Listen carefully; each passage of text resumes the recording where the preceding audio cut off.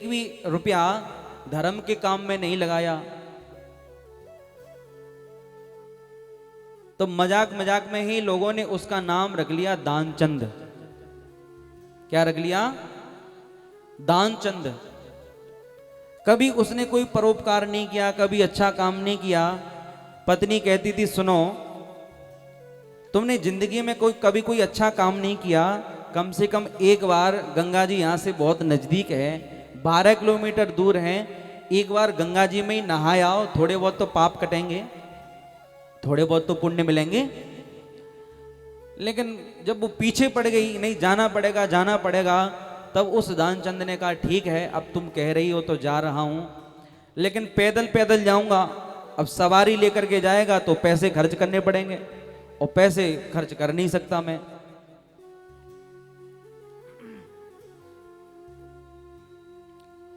तो आज दानचंद पैदल पैदल गंगा जी में स्नान करने के लिए जा रहा है, और जैसे ही गंगा जी के किनारे पहुंचा तो जहां पर घाट बने हुए थे वहां नहीं गया, क्योंकि मन में सोचने लगा वहां तो पंडा पुजारी रहते हैं, और अगर हम वहां स्नान करेंगे तो वो कहेंगे दान करो, और हम तो दान कर नहीं सकते, हमने आज तक एक पैसा भी दान नहीं किया। तो पता है कहां गया? दानचंद गया मुर्दा घाट पर। बोले मुर्दा घाट पर चलो, वहां तो कोई रहता नहीं है, हमेशा मुर्दा घाट खाली रहता है। जब अपने घर में कोई सीट खाली करता है तब मुर्दा घाट भरता है, वरना तो खाली पड़ा रहता है। अब दानचंद मुर्दा घाट पर पहुंच गया स्नान करने के लिए। भगवान सोचने लगे बड़ा विचित्र आदमी है, ऐसा आदमी हमने आज तक नहीं देखा, इतना लोभी कि मुर्दा घाट पर पहुंच गया। भगवान को भी बड़ी हंसी आई। भगवान सोचने लगे चलो आज इसको चल करके छकाते हैं। तो आज भगवान एक पंडा का रूप बना करके आ गए, और जैसे ही दानचंद ने डुबकी लगाई, डुबकी लगा करके बाहर निकला, सोई पंडा जी प्रकट हो गए, जजमान की जय हो। दानचंद कहने लगा तुम कौन हो भाई? बोले हम यहाँ के पंडा जी हैं। दानचंद कहने लगा मुर्दा घाट भी नहीं छोड़ा? तुमसे तो बच करके हम यहाँ मुर्दा घाट पर आए थे, यहां भी आ गए। भगवान कहने लगे कि अरे भैया वहां तो जो और घाट बने हुए हैं वहां तो और पंडित जी लोग रहते हैं, हम तो यही मुर्दा घाट पर रहते हैं, और आप जैसा कोई यजमान आता है हमारे एक एक साल तक खाने का इंतजाम कर जाता है। दानचंद कहने लगा एक एक साल का?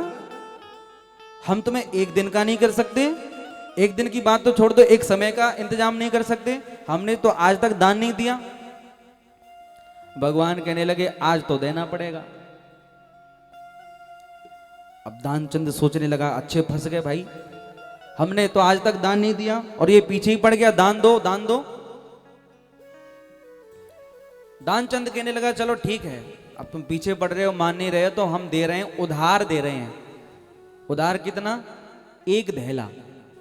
उन दिनों चलता था, पहले की बात है, एक दहला यानी एक पैसा उधार दे रहे हैं। भगवान मन में सोचने लगे चलो कुछ तो दिया, आज तक कभी कहीं कुछ भी नहीं दिया, कुछ तो दिया। अब दानचंद स्नान करके 12 किलोमीटर पैदल पैदल फिर घर लौट करके आया, थक गया, भोजन किया, सोने लगा। तब तक भगवान उसके दरवाजे पर प्रकट हो गए, और प्रकट होकर के आवाज लगाई जजमान की जय हो। दानचंद कहने लगा देखो कौन आया है, अपनी पत्नी से। पत्नी आई, पत्नी को सारी बात बता दी। पत्नी ने जाकर के दानचंद से कहा सुनो, तुम किसी पंडा से कुछ देने की कह आए थे? बोले हाँ कह के तो आए थे। बोले आ गए हैं, बाहर ही खड़े हैं वो। दानचंद कहने लगा वो आ गया, उसको रास्ता कैसे पता चला? तो एक काम करो, उनसे कह दो कि दानचंद जी थोड़े से बीमार हो गए हैं, 2-4 दिन बाद आना। पत्नी ने आकर के पंडा से कहा, जो भगवान थे पंडा के रूप में, पंडा से कहा कि सुनो हमारे जो पति देव हैं वो बीमार हो गए, 2-4 दिन बाद आना। अब भगवान कहने लगे दान मिले चाहे नहीं मिले, संकल्प में वो हमारे यजमान हो गए हैं, और यजमान के ऊपर कोई संकट आया है, कोई बीमारी हुई है, उनको बीमार हो गए हैं, और हम उनको ऐसे ही छोड़ करके चले जाए नहीं, जब तक वो ठीक नहीं हो जाते तब तक हम तुम्हारे घर पर ही रहेंगे, यहीं खाने पीने का इंतजाम हमारा कुछ कर देना। पत्नी ने आकर के कहा सुनो वो तो ये कह रहे हैं कि जब तक ठीक नहीं हो जाओगे तब तक यहीं रहेंगे। दानचंद कहने लगा नहीं जा रहा, बोले नहीं तो जाकर के कह दो कि दानचंद मर गया। पत्नी कहने लगी अरे ऐसे कैसे बोल दें दानचंद, ऐसे नहीं थोड़ा, अरे तुम तो कह दो जाकर के हम तो श्वास रोक करके पड़े रहेंगे, ऐसे ही पड़े रहेंगे। अब पत्नी ने आकर के आए थे और वो चले गए, बीमार हो गए थे और चले गए ऊपर। भगवान कहने लगे अरे राम राम राम, बड़ा बुरा हुआ, लेकिन जब तक जजमान का अंतिम संस्कार नहीं हो जाएगा तब तक हम कैसे चले जाएं? और तुम अकेली हो घर में, किस किस को बुलाओगी? हम ही पूरे गांव में प्रचार कर देते हैं। भगवान ने पूरे गांव में प्रचार कर दिया, दानचंद चले गए, दानचंद चले गए। पत्नी ने कहा रुक जाओ, तब तक तो पहुंच गए। पूरे गांव में प्रचार कर दिया, दानचंद जी चले गए। अब सब लोग इकट्ठे होकर के आए और दानचंद श्वास रोक करके पड़ा हुआ था। भगवान सोचने लगे कितना जिद्दी आदमी है, श्वास रोक के पड़ा हुआ है। अब तो गांव वालों ने उसको बांध लिया और वो बंध गया। अभी भी कुछ नहीं कहा, बंध गया। बांध करके उसको ले जाने लगे। अब पत्नी कह रही है अरे वो मरे नहीं है, वो तो बेचारी सच में कह रही है मरे नहीं है। गांव वाले सोच रहे हैं जाने वाला तो चला गया, ये तो तुम्हारी ममता है, मोह है। वो सच में कह रही है नहीं मरे। गांव वाले कह रहे हैं ये तो तुम्हारा मोह है, जाने वाला तो चला गया।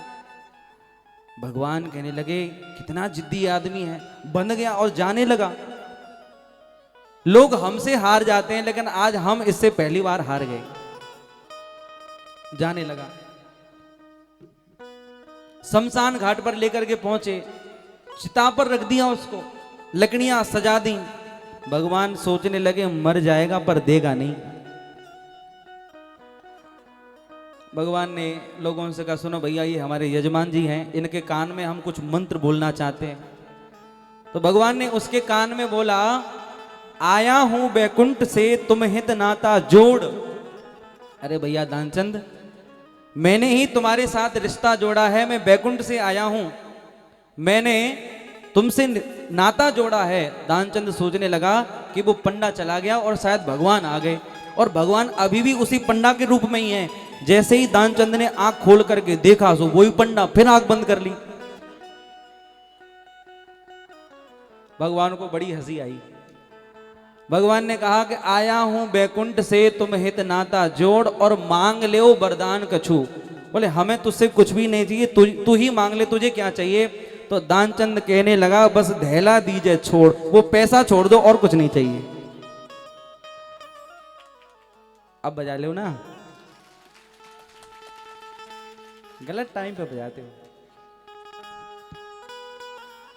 तो ये होती है लोभ की अति।